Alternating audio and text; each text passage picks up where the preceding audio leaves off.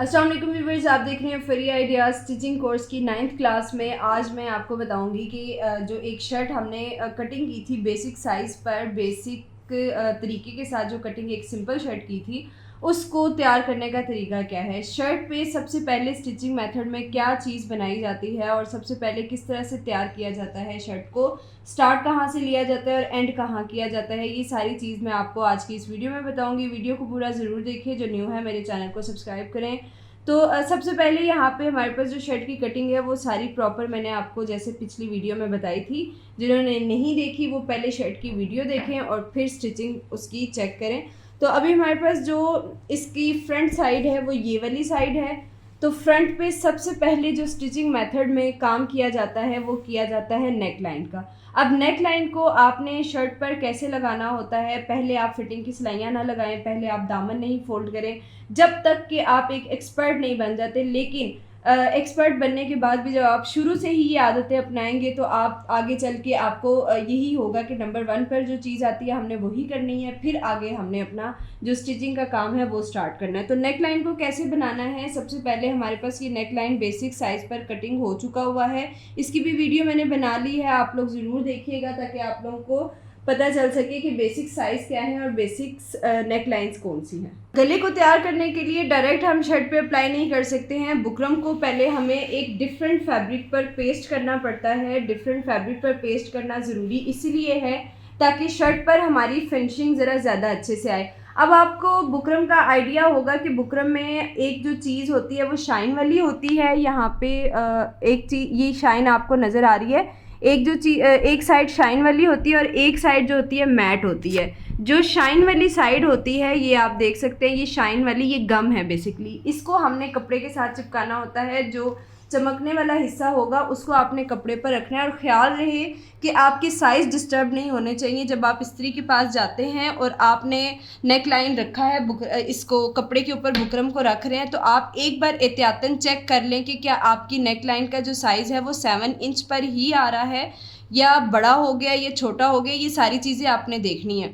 उससे क्या होता है कि अगर आप देख के नहीं करेंगे तो आपकी नेक लाइन या तो एक तरफ से नीचे गिर रही होगी शर्ट पे या फिर पीछे को जाएगा, बहुत सारे प्रॉब्लम्स आते हैं। अब ये मैंने चमकने वाला हिस्सा कपड़े के साथ रखा है, अपना साइज़ भी देख लिया। अब इसके ऊपर मैंने जस्ट इस्त्री करनी है और इसके ऊपर इसको पेस्ट करना है। फिर नेक्स्ट मैं आपको बताती हूँ कि क्या करना है।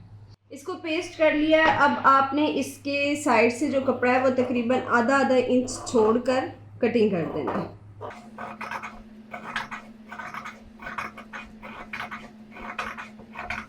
अब सबसे पहले जो हमने काम करना है मशीन पर वो ये करना है कि इस कपड़े को हमने बुकरम के साथ साथ ऐसे फोल्ड करना है और इसके ऊपर 1 पाँव की सिलाई लगा देनी है। तो चलते हैं मशीन पर और इसकी हम सिलाई लगाते हैं। इसको ऐसे हम फोल्ड करेंगे और 1 पाँव का मतलब ये होता है कि जो कि इसका हाफ हिस्सा होता है, पाँव का जो हाफ हिस्सा होता है, अक्सर जब आप मतलब मेरी वीडियो में सुनेंगे कि 1 पाँव जितनी सिलाई, तो उसका मतलब ये होता है कि ये जो 1 पाँव हाफ इसका होगा उतनी हमने सिलाई लगानी है ताकि हमारे पास ग्रिप रहे। मैंने नलकी वाइट कलर की यूज़ की है। आपने हर कलर को सेम लेकर चलना है तभी आपकी फिनिशिंग आ सकेगी ड्रेस पे। मैं तब डिफरेंट यूज़ कर रही हूँ ताकि आपको अंदाज़ा हो सके सिलाइयों का।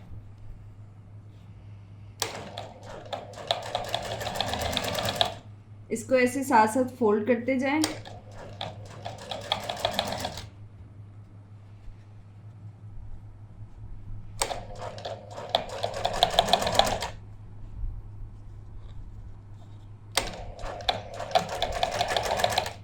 ये देखिए जी, गले को बुकरम को हमने कपड़े पे पेस्ट किया और उसके बाद ये 1 पाँव की सिलाई हमारी लग चुकी है। अब बुकरम जो हमारा ये तैयार हुआ है कपड़ा, इसको और कमीज़ की जो फ्रंट है उसके साथ आपने कैसे अटैच करना है कि शर्ट सीधी तो रखनी है, शर्ट का कपड़ा जो है वो सीधा हिस्सा रखना है, सीधी साइड रखनी है, और जो आपके गले वाला हिस्सा है उसका सीधा हिस्सा इस शर्ट के साथ आपने इस तरह से अटैच करना है। ये दरमियान वाली लाइन आपने बनानी बहुत ज़रूरी है। शर्ट की भी ये जो दरमियान की लाइन है शर्ट की भी, ये भी होनी चाहिए और ये भी होनी चाहिए। इससे ये होगा कि आपका जो गला है वो टेढ़ा नहीं बनेगा, आपका गला आगे पीछे को नहीं गिरेगा, किसी एक कंधे की साइड पे नहीं गिरेगा। आपने कॉमन पिन्स अपने पास ज़रूर रखनी है। अगर कॉमन पिन्स सम टाइम आपको नहीं मिलती हैं तो कोई बात नहीं, आपने इस तरह एक सुई में धागा डालना है और इस तरह से इसको बस ऐसे टेम्परेरी से 2 टांके लगा देने हैं। ख्याल रहे कि दरमियान ही होना चाहिए। इस तरह से निशान लगा के टांके लगा के सुई को आप बेशक साथ ही छोड़ दें। अब आपने एक तरफ से सिलाई लगानी शुरू करनी है। बुकरम के ऊपर सिलाई नहीं आनी चाहिए, बुकरम के साथ साथ आपकी जो सिलाई है वो चले। जैसे जैसे आपकी गले की शेप है, राउंड है, चकोर है, वी है, कोई भी स्टाइल है, आपने उस तरह से सुई को, मशीन को साथ साथ चलाना है। अब इसकी जो कटिंग करनी है वो आपने किस तरह से करनी है कि बिल्कुल सिलाई के साथ से कटिंग नहीं करनी है। आपने थोड़ा थोड़ा सा कपड़ा साथ ज़रूर छोड़ना है, वरना ये सिलाई से निकल जाएगा और सारी शर्ट तैयार होने के बाद ख़राब हो जाएगी, 1 वॉश के बाद ही। अब जो थोड़ा सा कपड़ा हमने इसके साथ छोड़ा है, इस पे आपने छोटे छोटे से कट्स लगाने हैं।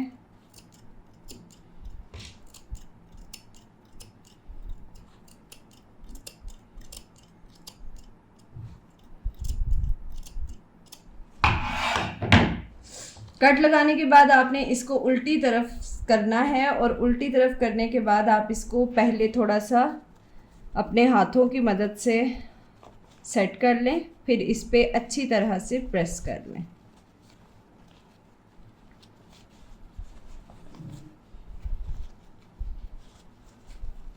ये देखिए जी, मैंने इसको प्रेस कर लिया है। यहाँ से सारा जो हमने उल्टी साइड पे फोल्ड कर दिया है, फ्रंट हमारी बिल्कुल नीट हो चुकी है। अभी हम बैक नेक पर काम करेंगे और फिर उसके बाद इसकी तरपाइयाँ कब करनी है वो भी मैं आपको बताऊंगी। और बैक नेक लाइन को भी आपने पहले से ही तैयार करना है शोल्डर अटैच करने से पहले, ताकि आपकी ज़रा फिनिशिंग और भी ज़्यादा अच्छी आए। अच्छा, अगर आप लोग चाहें कि थोड़ा सा ब्रांडेड टच रहे हमारे ड्रेसेस में, तो आप बैक नेक को भी बुकरम के साथ तैयार कर सकते हैं। हमारी फ्रंट नेक लाइन की जो चौड़ाई है वो 7 इंच है, इसको भी 7 इंच ही हमने बनाना है। बैक की जो चौड़ाई होगी वो 7 इंच होगी, लेकिन अभी जो मैं कटिंग कर रही हूँ वो 3.25 इंच पे कर रही हूँ, 3.2 इंच पे कर रही हूँ, क्योंकि सिलाई पे भी जाना है, मतलब सिलाई भी लगनी है, तो फिर ये फ्रंट से बड़ा हो जाएगा। और जो गहराई होगी बैक की वो आपने रखनी है 3.5 इंच।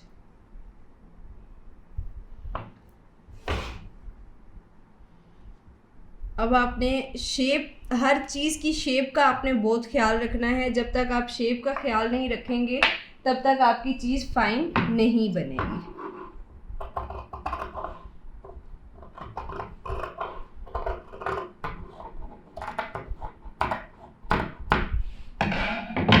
बैक नेक लाइन की कटिंग हो चुकी है। अब इसके ऊपर हमने लगानी होती है अरेब पट्टी। अरेब पट्टी को कट करने के लिए आपके पास एक्स्ट्रा कपड़ा होना चाहिए, जो कि ड्रेस के साथ का ही होना चाहिए, सेम आपने वही यूज़ करना है।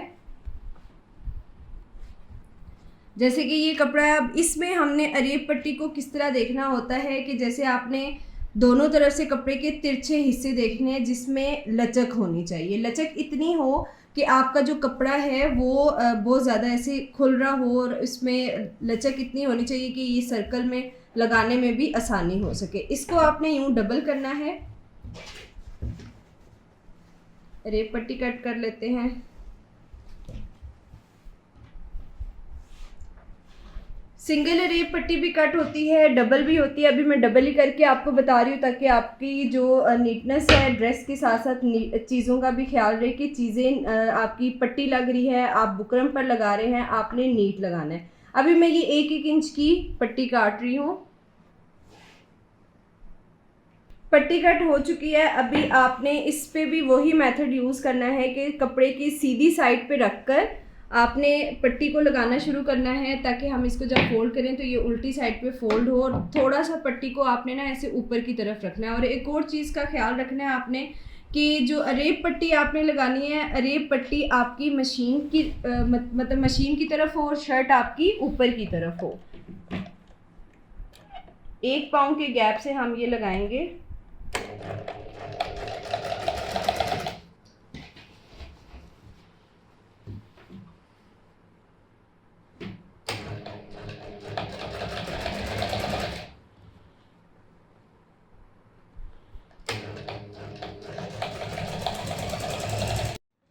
सिलाई लगाने के बाद आपने इसमें भी कट्स ज़रूर लगाने हैं। ये जो छोटे छोटे कट्स लगते हैं इसकी वजह से फोल्डिंग में आसानी होती है।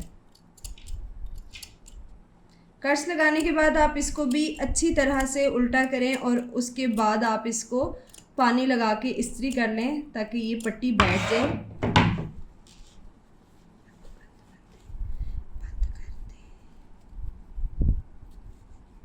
जब आप इसकी पट्टी के ऊपर इस्त्री करेंगे पानी लगा के, तो आपने साथ साथ इस पट्टी को इस तरह से करना है, क्योंकि अरेब का मकसद ही यही होता है कि जैसे जैसे उसको जिस तरह फ़ोल्ड करेंगे वो पट्टी फ़ोल्ड होती जाएगी। और डबल अरेब पट्टी लगाने का मकसद ये है कि आपकी नीटनेस रहे।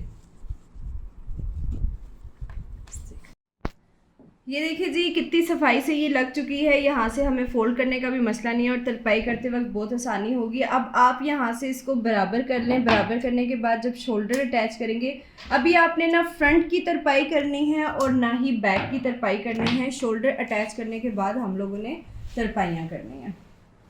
अच्छा, ये अब क्योंकि तरपाइयाँ इसलिए नहीं करनी कि हम यहाँ से भी अपनी जो शर्ट है उसकी फिनिशिंग लेकर आते हैं। हमारी हर चीज़ की फिनिशिंग होनी चाहिए ताकि पता चले कि बहुत ही ज़बरदस्त किस्म की शर्ट स्टिच हुई हुई है। आपने इन दोनों सिलाइयों को अटैच करना है इस तरह से। इस तरह दोनों सिलाइयों को अटैच करते हुए इन कपड़ों को ऐसे साइड पे करना है और फिर शोल्डर अटैच करने हैं।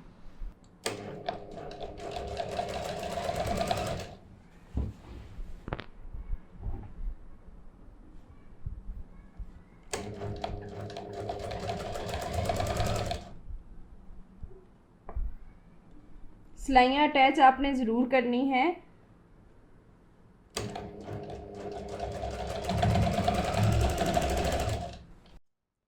ऐसे इकट्ठी सिलाई लगाने का मकसद ये था कि जो शोल्डर के पास से भी जो नेक लाइन है उसकी फिनिशिंग रहे।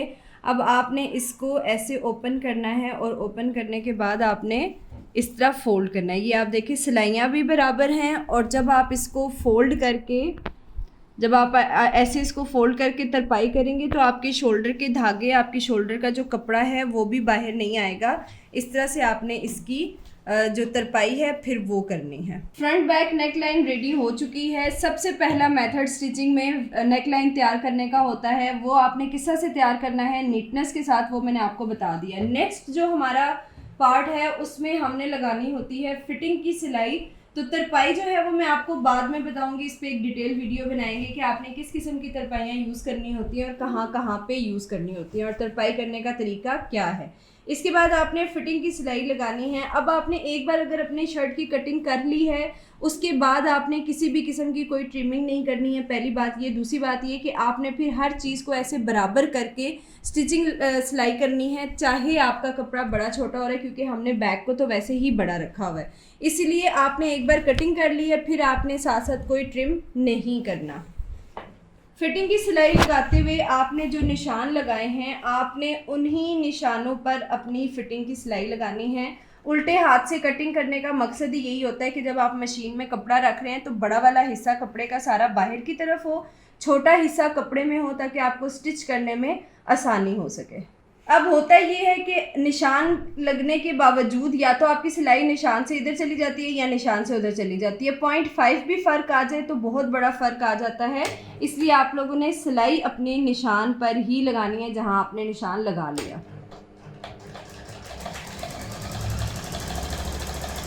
और कोशिश ये करना है कि डबल निशान ना हो, फिर आप सिलाई लगाते वक्त कंफ्यूज हो जाएंगे। कपड़े को बराबर करते जाना है और सेम उसी तरह से स्टिच करना है।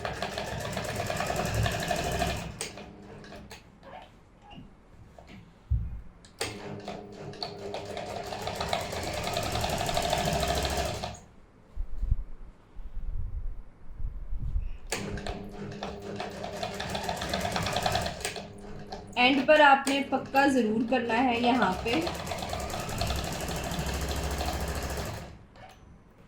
ये जिस तरह बिल्कुल निशान पर आपको सिलाई नज़र आ रही है, इसी तरह हम दूसरी तरफ भी निशान लगाएंगे, फिर मैं आपको बताती हूँ। फिटिंग की सिलाइयाँ लग चुकी हैं, नेक लाइन तैयार हो चुकी है। थर्ड मेथड जो हम करने लगे हैं वो स्लीव्स लगाने का है। शर्ट को आपने उल्टा ही रहने देना है और स्लीव्स की कटिंग भी उस दिन मैंने बड़ी प्रॉपर तरीके से आपको बता दी हुई है। अब स्लीव्स लगानी किस तरह से हैं ये मैं आपको बताऊँगी। तो सबसे पहले जो स्लीव्स है उसको आपने तैयार ऐसे करना है कि स्लीव्स की जो नीचे वाली सिलाई होती है वो हम लगाएंगे, क्योंकि अभी हम कर रहे हैं सिंपल स्टिचिंग, कोई लेस कोई पाइपिंग कुछ ऐड नहीं कर रहे हैं, इसलिए हम सिर्फ सिंपल स्टिचिंग को फोकस करेंगे ताकि हमें चीज़ों की समझ आ सके कि किस तरह से चीज़ कैसे बनती है। फिर आहिस्ता आहिस्ता लेसिस पाइपिंग लगाना खुद ही आ जाता है, वो भी हम डिटेल से बात करेंगे। उसके बाद सबसे पहले आपने ये नीचे से फ़ोल्ड करना है। फ़ोल्ड आपने इस तरह से करना है, आप लोग चाहें तो प्रेस भी कर सकते हैं। एक बार इसको टर्न किया और फिर हमने दूसरी बार इसको टर्न किया, इतने से गैप के साथ आपने इसको फ़ोल्ड करने लगा। मैं इसको फ़ोल्ड करूँगी और फिर बंद करके बाजू को जो हमारे ये निशान लगे हुए हैं इसके ऊपर मैंने सिलाई लगा देनी है। बाजू की सिलाई लग चुकी है, यहाँ से मैंने बाजू को बंद भी कर दिया और उसके बाद फ्रंट की भी सिलाई लगा ली है हमने। तो अभी हम इसको करेंगे सीधा। बाजू को हमने करना है सीधा और शर्ट को आपने उल्टे ही रहने देना है। शर्ट को जब हम लगाएंगे तो आपने शर्ट उल्टी ही रखनी है। जैसे मैंने कटिंग के वक्त आपको कहा था कि जो बाजू का डीप हिस्सा है वो डीप के साथ अटैच होगा और जो बड़ा हिस्सा है वो बड़े के साथ अटैच होगा, यानी कि फ्रंट बैक पे। अब हमने करना ये है कि आपने बड़े ध्यान से देखना है कि नेक लाइन से आप स्लीव्स को लेकर जाएंगे अंदर की तरफ और फिर इन सिलाइयों को आपस में अटैच नहीं करना, आपने थोड़ा सा हमें गैप देना होता है, आगे की तरफ सिलाई को लेकर आना होता है। जो हमारी बाजू की ये सिलाई है इनमें हमें इतना सा मार्जिन रखना होता है, यानी थोड़ा सा आगे की तरफ आपने लेकर आना है। उसकी वजह ये है कि जो शर्ट पीछे जाती है या अनबैलेंस होती है अक्सर शर्ट पहनते हुए, वो नहीं होगी। इंशाल्लाह एक डिटेल वीडियो भी बना दूंगी कि बाजू को आपने कैसे अटैच करना होता है। बहुत ही आसान तरीका है। शर्ट को उल्टा रखें, बाजू को सीधा रखें और नेक लाइन से आपने बाजू अंदर को लेकर जानी है।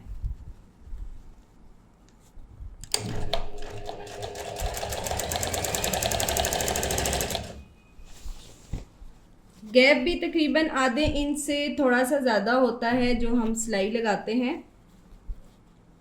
बहुत ज़्यादा भी आपने सिलाई का जो मार्जिन है वो नहीं रखना अंदर।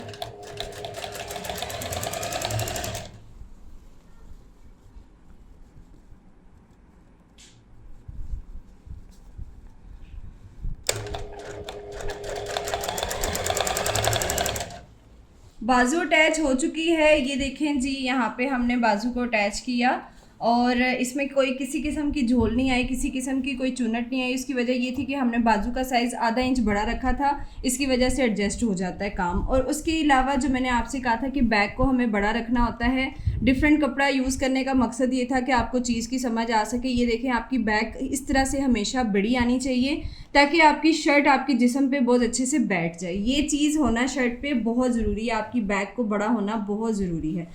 तो यहाँ तक जी आपने भी प्रैक्टिस करनी है। शर्ट का गला सबसे पहले बनाना है, फिर उसकी फिटिंग की सिलाई, फिर उसके बाद बाजू आ जाती हैं। इतना काम आपने करना है। फिर नेक्स्ट मैं आपको बताऊंगी कि आपने दामन को किस तरह से तैयार करना है, क्योंकि दामन भी एक बहुत ही टेक्निक के साथ और तरीके से बनाए जाते हैं।